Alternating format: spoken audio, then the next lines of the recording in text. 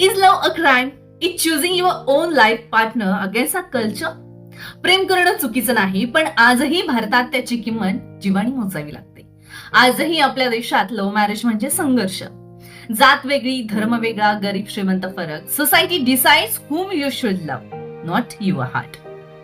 काही आई वडील नातं तोडतात, तर काही ठिकाणी प्रेम करणाऱ्या मुला मुलींना मारलं जातं. दिस इज कॉल्ड अनकिलिंग. पण खरंच यात होणार आहे का? मग मला भगवद्गीता आठवते.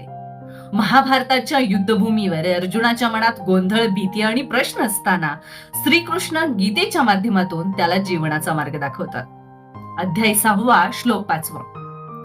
उद्धरेद आत्मना आत्मन ना आत्मनम अवसादयेत आत्मेही आत्मनो बंधुर आत्मेय रिपुर आत्मनः.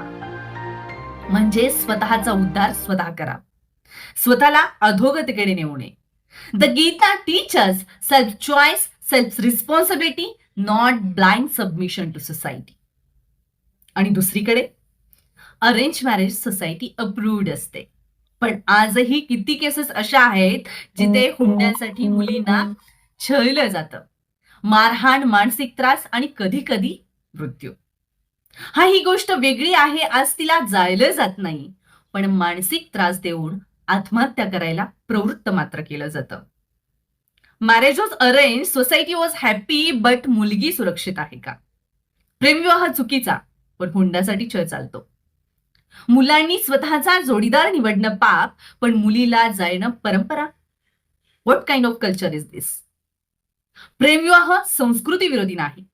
जबरदस्ती, हुंडा आणि हिंसा हे संस्कृतीच्या विरोधी आहे.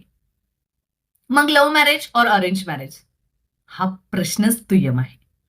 महत्वाचा आहे respect, consent and safety matter most. Problem love marriage किंवा अरेंज मॅरेज मध्ये नाही, प्रॉब्लेम आपल्या मानसिकतेत आहे.